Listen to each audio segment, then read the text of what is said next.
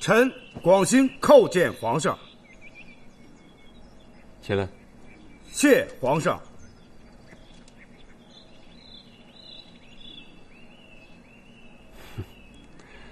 坐坐坐。实话跟你说吧，和珅倒了，朕高兴不起来呀。原来呀，和珅擅权横行，下面的官吏一味看和珅的脸色行事，朕的眼中钉肉中刺就是和珅。现在呢，和珅没了，可问题都暴露出来了。大清国呀，问题成堆。朕忧虑的是，杀一个和珅，再冒出几个和珅来。大清国经不起这么折腾，老百姓也经不起折腾。朕是心烦呐，出来走走，把国事家事理出个头绪，哪件先办，哪件暂缓。司马维曹你听说了吗？和珅福长安刚刚被扳倒，这办事的陈亲王永兴、定亲王绵恩、怡亲王永璇和庆君王永龄这4个王爷可吃了个饱。他们能搂的搂，能站的站，不能搂不能站的就抢。最要命的是，皇上当时为了扳倒和珅，还派永兴把持军机处，兵部、吏部还有户部都落在了永璇、永龄和绵恩手里。这朝廷的实权呀，都落在了4个王爷的手里。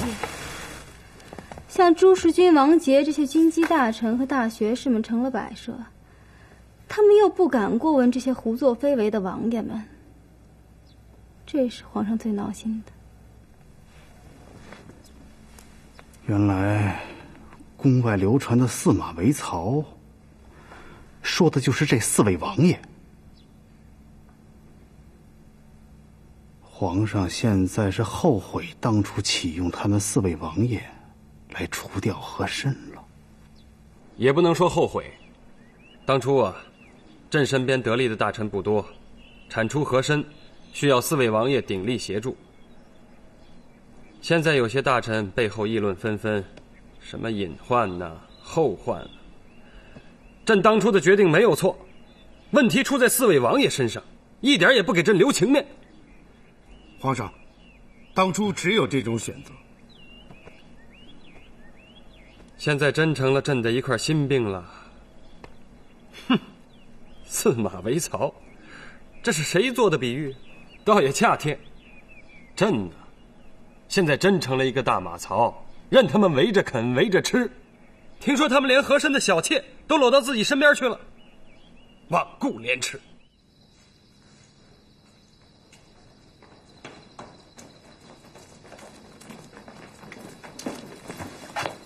哦，孙云大人，中堂大人在府。在，您请。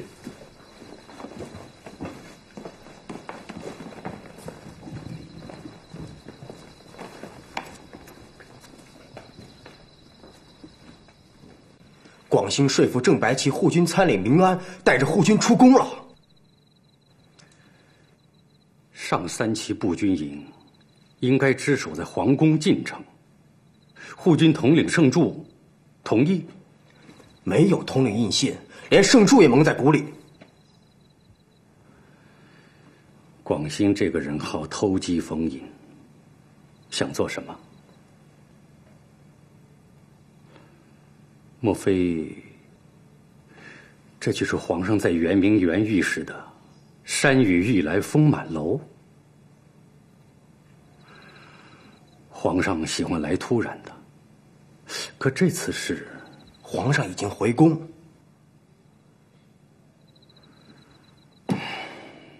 不用步军营、建锐营，绕开军机处，连九门提督都撇在一边。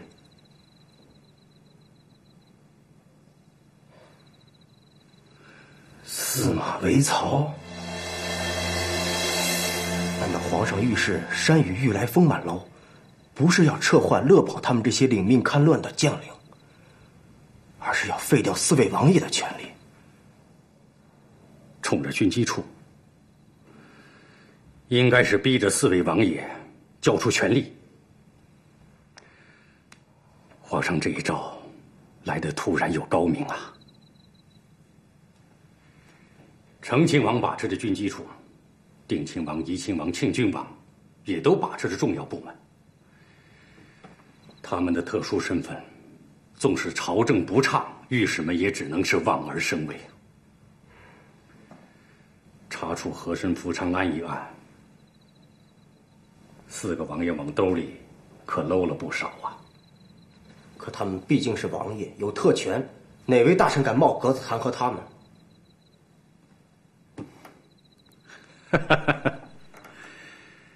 广兴这个人好风隐，哎，倒做了件利国利民之事。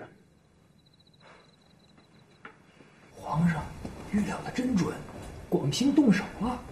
他都联络了哪些御史？有没有联络其他大臣？他没联络，就周廷栋跟正白旗护军参领明安。他找明安做什么？弄不清楚。明安带着手下兄弟一起出的宫。明安带着护军出宫，正白旗护军统领盛柱知道吗？明安出宫没有护军统领印信。如此说来，广兴不准备联络众御史，明日早朝上书，建议4位王爷退出军机处，户部吏部。那他就是另有打算。他想，何世泰，皇贵妃若来见朕，挡驾。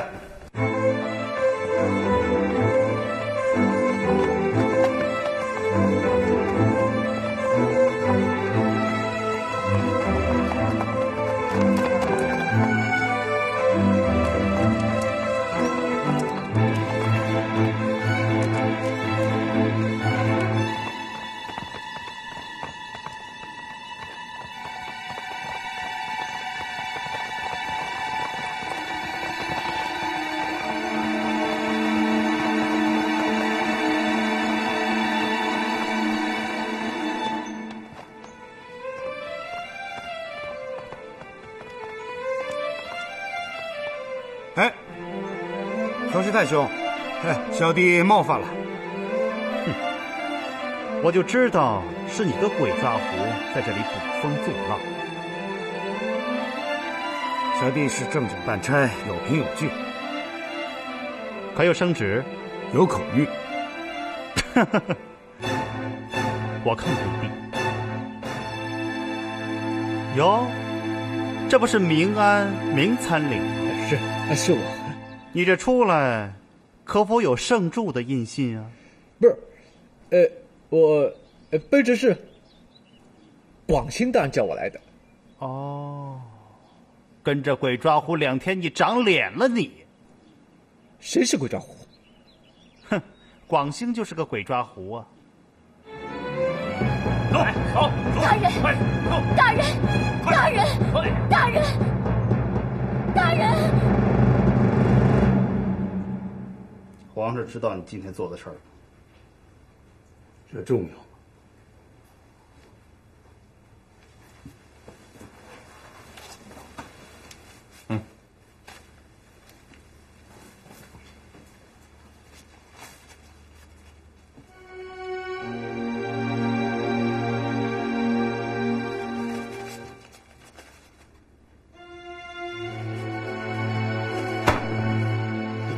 这就是诬陷！我跟和珅之间的交往根本就没有那么深。我知道那些坏主意都是和珅出的，可你也默默接受和珅的条件了，而且在和珅和皇贵妃之间穿针引线。虽然和珅死了，可是吴景兰、福昌安还活着，他们都能证明你和和珅之间的关系。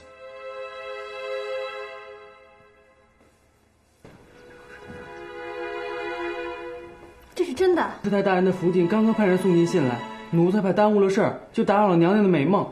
本宫还有什么美梦啊？娘娘，您这是去哪儿？这不是明摆的吗？皇上要是嫌弃本宫，可以明着把本宫废了，不用拿本宫娘娘当说事儿。哎，娘娘，娘娘，您别着急，娘娘。哎，娘娘。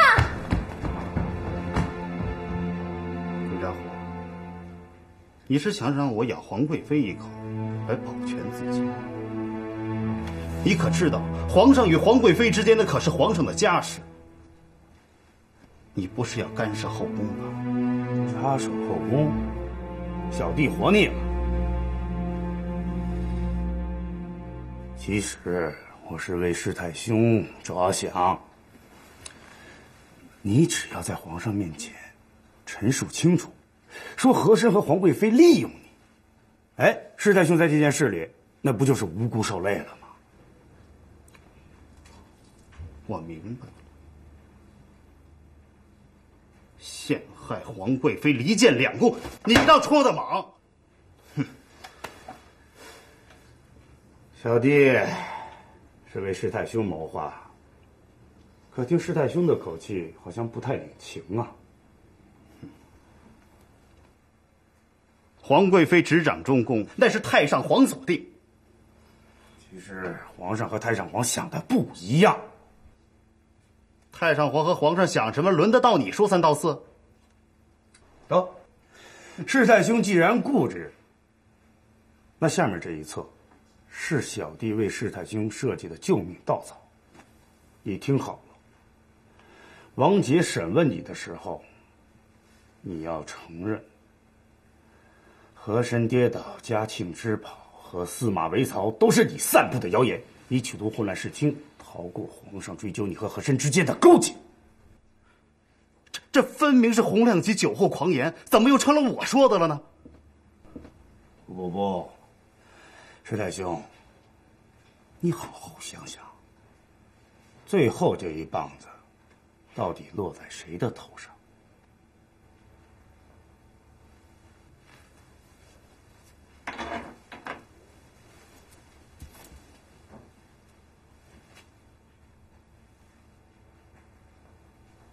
记住我的忠告，王杰审问你的时候，一定要坦然承认。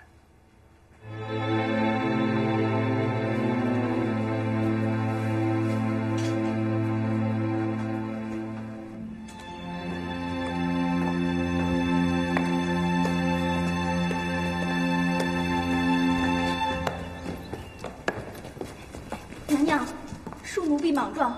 您现在千万不能去见皇上。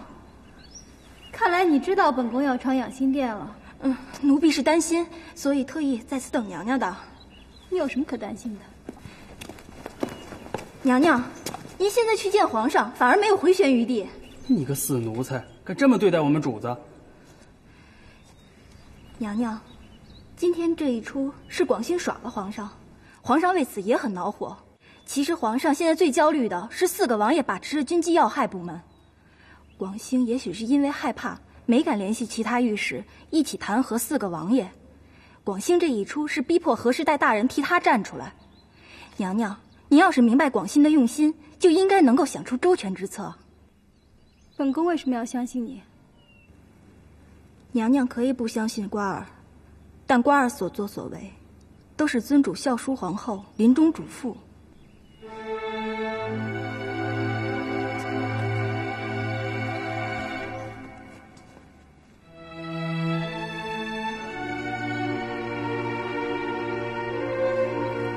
主公，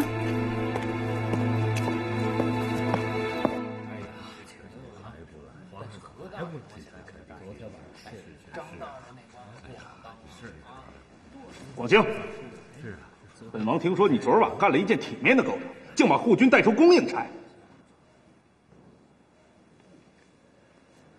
有这事儿，王爷。皇上命本王督管护军左右翼衙府。卑职没敢打扰王爷。放肆！你让正白旗护军参领民安领兵出宫，连正白旗护军统领的印信也没有。鬼扎虎，你凭什么拉我的人出门应差呀？民安已经关起来了，这事儿你跟王爷要说得清楚。王爷，待会儿上朝能说清楚。11叔是军机领班，您晓得吗？哟，我还真不知道这事儿。广兴，那你可就得给好好解释解释了。这到底是怎么回事儿？上3旗护军营是护卫皇宫进城，你连统领圣柱的印信都没有，就唆使明安擅自带护军出宫啊！逮捕何世泰，镶黄旗副都统、御前大臣何世泰。正是。皇上口谕。皇上昨夜劳碌受封，今日暂不临朝，特降口谕，望诸位大臣勤勉其责，令东阁大学士军机大臣王杰、文渊阁大学士朱时均协助军机领班承亲王监理朝政，凡有大事需及时上奏，钦此。吾皇万岁万岁万万岁！德林公公，皇上没给微臣考虑吗？哟，是左都御史在说话呀。广大人，您瞅瞅，这满朝的王公大臣都在呢，凭什么给您一人留独神啊？皇上口谕就这么多。公公通报一下，我要面见皇上。放肆！皇上精气神足的话就上朝了，这时候能传你吗？有话啊，您找军机领班承亲王说道，对吧？承亲王，奴才告辞。切！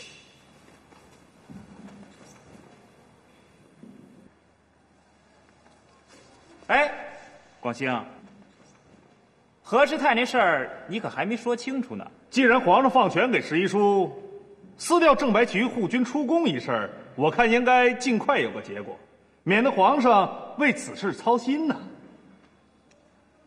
对了，广兴，你带人把何世泰从他府里弄出来，皇上知道吗？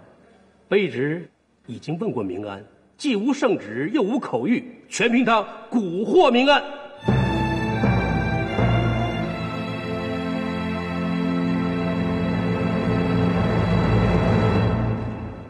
哎，二位中堂可都看见了？听王爷的，皇上让我与王中堂一起协助王爷。这样吧，应该召集5位内阁大学士和军机大臣，听听广兴怎么解释，拿出一个办法来，禀奏圣上。王中堂老了，考虑的周全，就按王中堂说的办啊！让广兴听候内阁大学士和军机大臣的质询。来人呐，拿下！慢！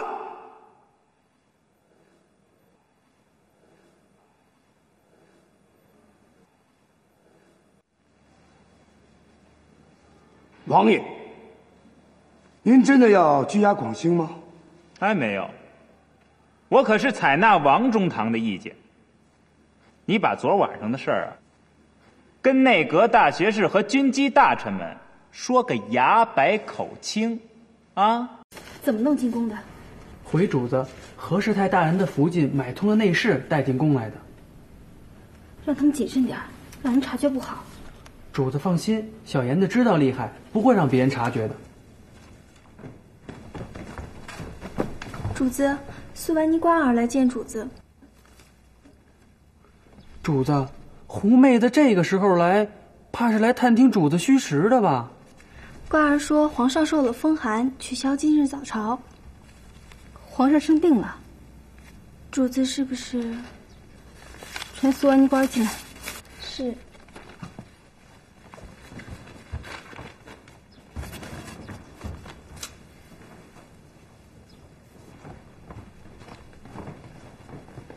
奴婢给娘娘请安，娘娘吉祥。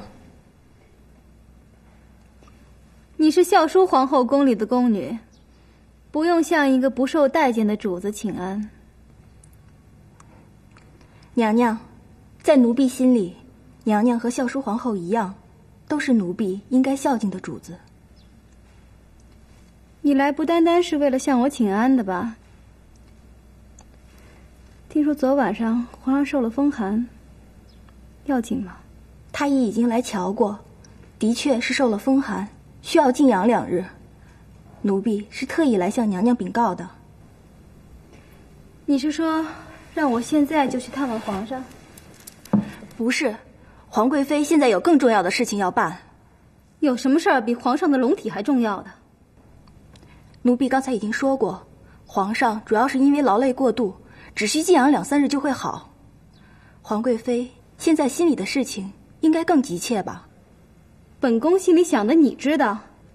奴婢不敢琢磨皇贵妃的心思，只是时机不会再来。皇上今天没有早朝，承亲王和定亲王他们对广兴昨天晚上的举动十分恼火，已经把他拘押起来，逼他向内阁大学士、军机大臣说个牙白口清。皇贵妃应该心里清楚，王爷这么做绝不是为了皇贵妃。可不是吗？他们怕手中的权力受到动摇。还有什么事？王杰和朱时军这些大臣也跟王爷的想法不一样。哦，那又怎么了？这可是娘娘的好机会。其实皇上以为广兴会联系其他御史、文武百官上书言事，借大臣的口让4个王爷交出手中的权力。不成想广兴畏惧4个王爷，弄出这一手，逼迫和氏太大人替他站出来。广兴这鬼抓虎，这可是娘娘的好机会，欲成皇上心愿。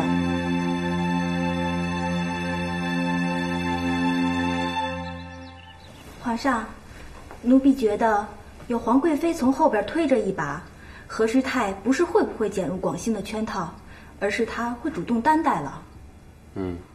他若是感到危机，就会……你去过长春宫？奴婢去长春宫干什么呀？皇上，广兴已经被承亲王拘押起来了。承亲王逼着广兴向内阁大学士跟军机大臣们交代个牙白口清呢。有什么结果？王杰似乎跟4位王爷分歧很大。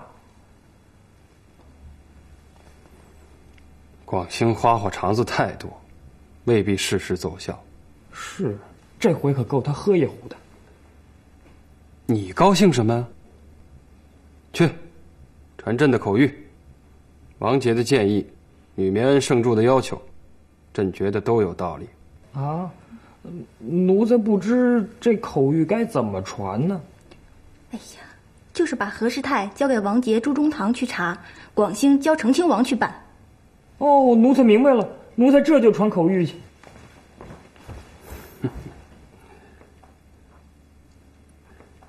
主子，奴才觉得这胡妹子的话，她不能全信呢。本宫有那么笨吗？不过皇上的心思，本宫还是摸得清楚的。就是不知道他来本宫这里，皇上是知道不知道？小燕子，奴才听着。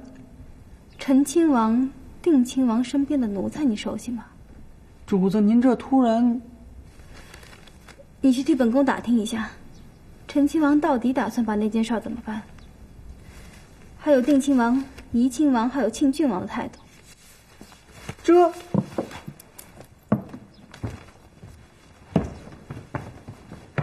皇上口谕，广兴交军机领班程王爷查处。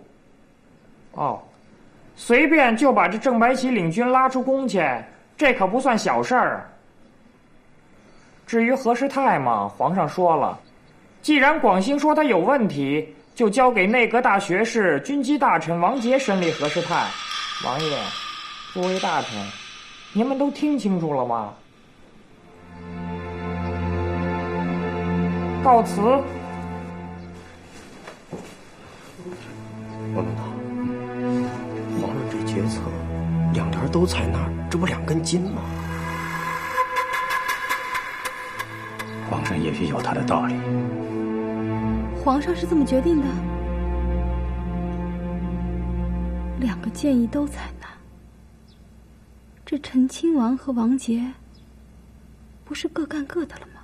有了皇上这个口谕，成亲王这回名正言顺地把广兴押进了刑部大牢，王杰也奉旨去审问何世泰大人。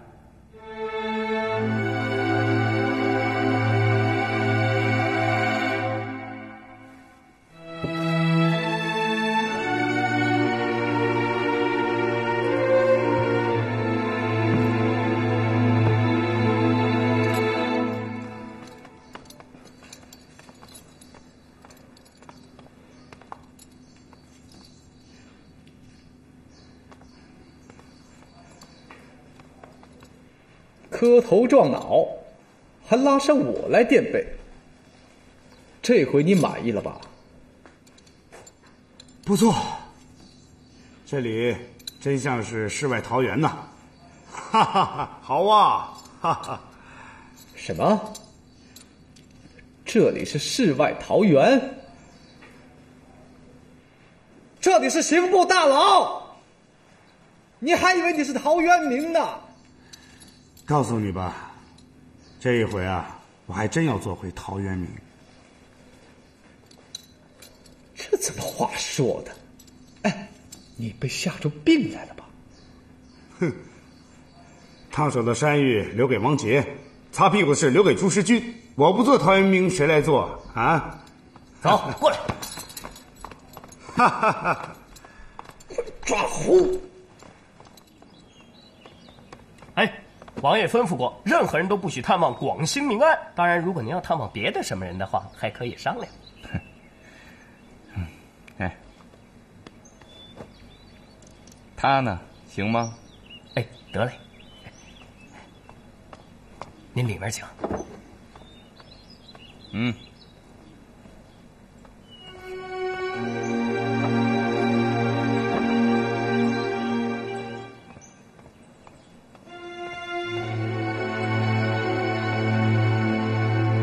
看来，你把宝压在皇贵妃身上。可万一皇贵妃她另有打算呢？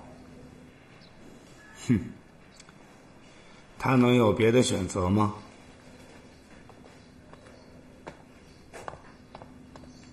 外面怎么样？皇贵妃和成亲王联络上了，看样子不是好兆头。皇上呢？皇上还在病中，不召见任何大臣，凡事都让德林公公口谕。我觉得，皇上好像是故意不临朝啊。当然是故意的，正在节骨眼上。我当初怎么得罪他了？大人说谁？德林，那个不识好歹的烟货。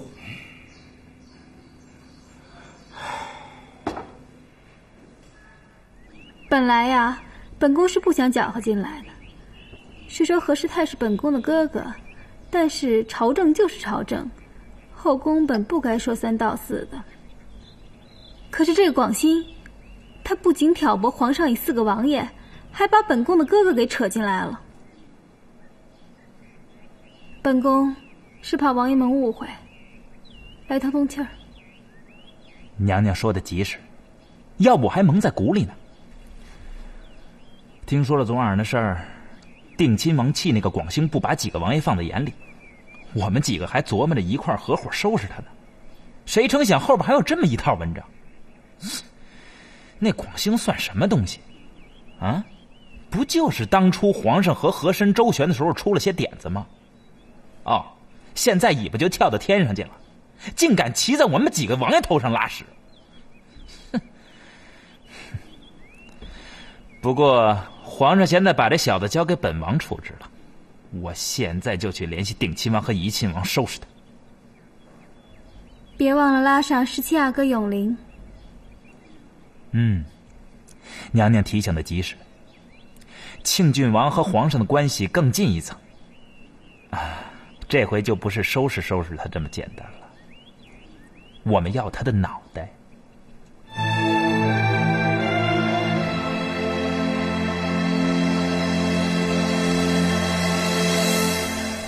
话我已经带到了，本宫该告辞了，免得传到皇上耳朵里。本王这儿娘娘放心，皇上绝对不会知道娘娘来过。还是王爷精明，本宫不曾来过。娘娘慢走。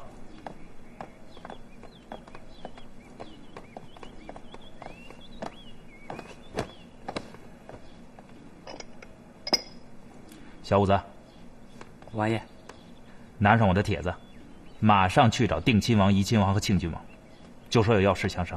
这，王爷，虽然与孝淑皇后相比，皇贵妃一向可怜，不受待见，一副受气包，其实啊，她内柔外力。你想说什么？臣妾感觉皇贵妃别有用意。他当然有自己的打算了。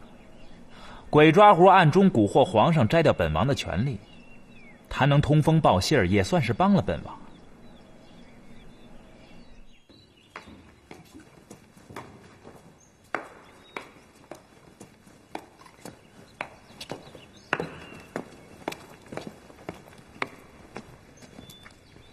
小妍子，你回头找个可靠的人，给本宫的哥哥送封信，告诉本宫的哥哥，等王杰上朝的时候，让他按照广兴说的办，抛出4王为曹。主子刚与成王爷说好，和氏太大人一说，不惹恼了4个王爷。鬼抓狐想借王爷的手整治，皇上的美意也得满足。何况这是为了大清国好。狐妹子瓜说的没错，这份情一定得送到。奴才弄不明白。不明白就照本宫说的办。这，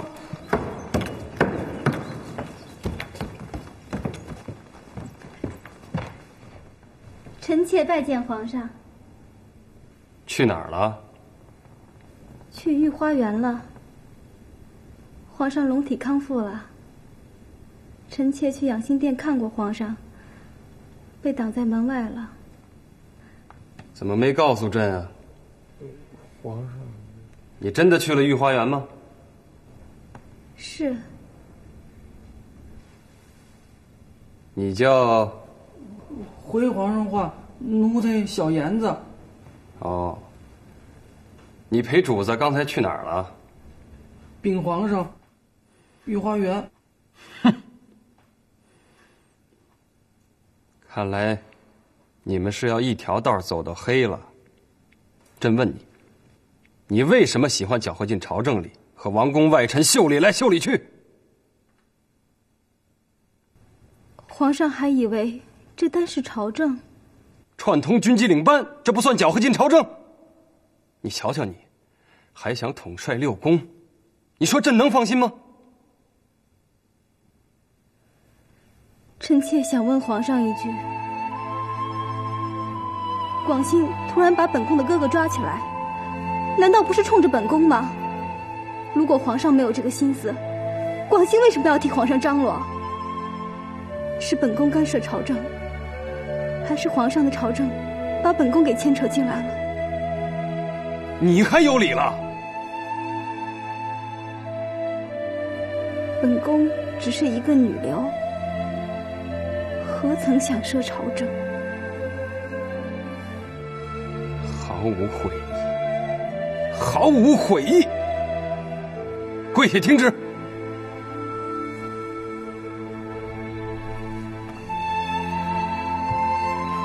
自册封皇贵妃以来，多有不守规矩、私结外臣，着即降为客妃。臣妾遵旨。朕赐你一个客字，就是要提醒你恪守后宫本分。臣妾记住了。请皇上收回成命。请皇上收回成命。放肆！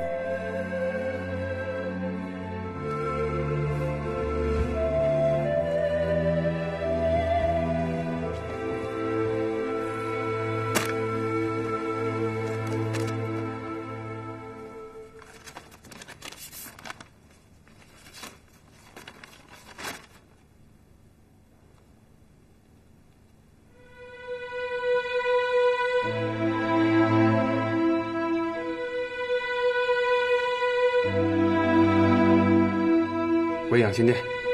起驾！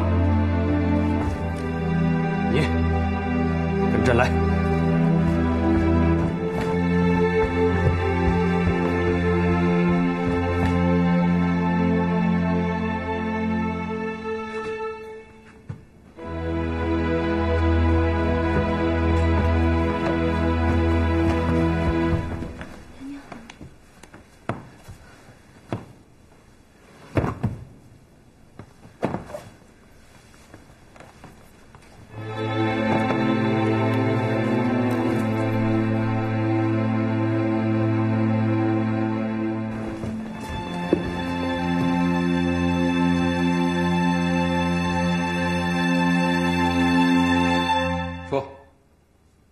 你得了他什么好处？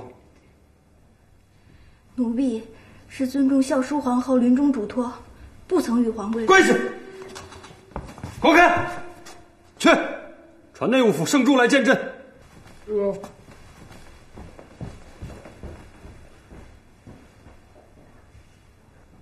既然孝淑皇后有托付，为什么不早给朕看，藏到现在？孝淑皇后叮嘱奴婢，要在关键的时候拿给皇上看。什么时候最关键？你分得清楚？你这是故意给朕难堪。奴婢不敢。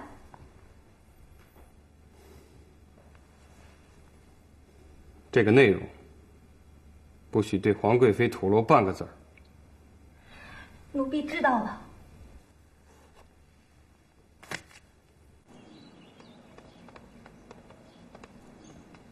这皇上的病啊，刚好。苏万尼瓜儿办事太毛躁。嗨，事情不像圣柱大人想的那样。那是，本来皇上啊是冲着皇贵妃去的，可是瓜儿，您还是见着皇上再说吧。哎，你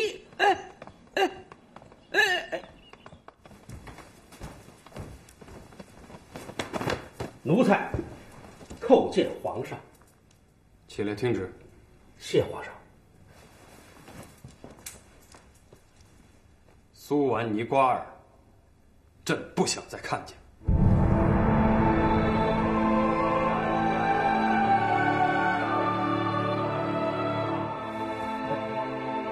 上，还得您再考虑怎么处置苏完尼瓜儿。哪来这么多废话？起来，走吧。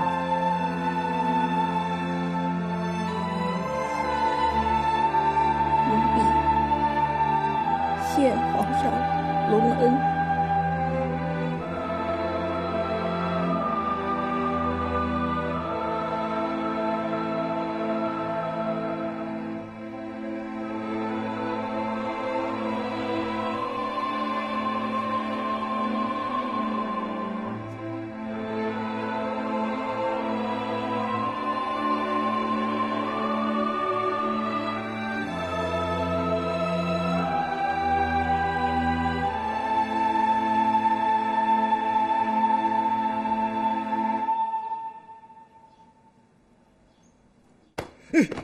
圣柱的话你不听，跟着广兴鬼抓虎跑，长胆子不成？常王爷，明安冤枉，明安不知情啊！这全是鬼抓虎蒙骗明安的。王爷，您高抬贵手，你原谅下官吧。下官我真是被他给蒙骗了。王爷，这鬼抓虎说他有圣上的口谕，明安糊涂啊！王爷，哎呦，明安，我什么时候说过我有皇上口谕了？你说过。哎，明安，你昨天对圣主可不是这么说的。你就说过。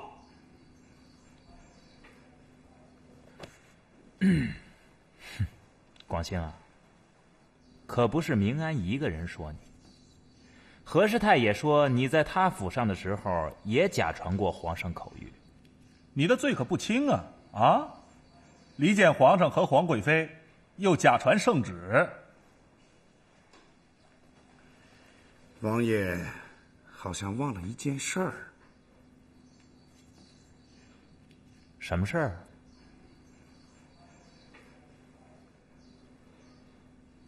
接着说呀。说完了呀。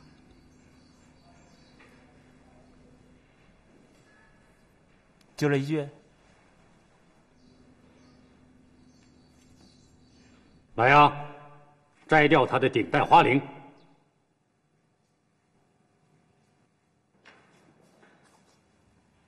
王中堂，我有罪，这司马韦曹的流言是我散布出去的。我把4位王爷比作马，把皇上比作马曹，我犯了大不敬之罪。等等，洪亮吉醉酒狂言，怎么成了你说的了？何大人，本部堂奉旨会同朱大人来审理你的案子。你虽为皇亲国戚，别人都在抢功名，你怎么抢个罪名往自己头上扣啊？本部堂也提醒何师太大人一句：皇上已经准了陈王爷的请奏，把广兴扣押起来了，所以这个流言确实是我散布出去的，不管广兴有没有被拘押起来。我何师太做事儿从来都是敢做敢当。今儿个就是换上你们几位来询问我，我也是绝不含糊。况且我做什么事儿从来都是有理有据。司马韦曹的流言虽说冒犯了皇上，但是师太此举正是对皇上的尽忠啊，这应该是叫良药苦口。还有你们几位参加了清查何府、福昌安府，亲自看见了4位王爷蒙蔽皇上，把银子往自个儿腰包里塞，怎么也没见过你们几位向皇上禀报过此事啊？你们不是口口声声的说要尽忠于皇上，你们就是这样给皇上办事儿的吗？啊？我看啊，你们还不如广兴这个鬼抓狐，最起码他还有心要把这层窗户纸捅破。什么叫赴汤蹈火呀？二位中堂，我何师太这样做算不算对皇上的尽忠？又算不算舍得一身剐呀？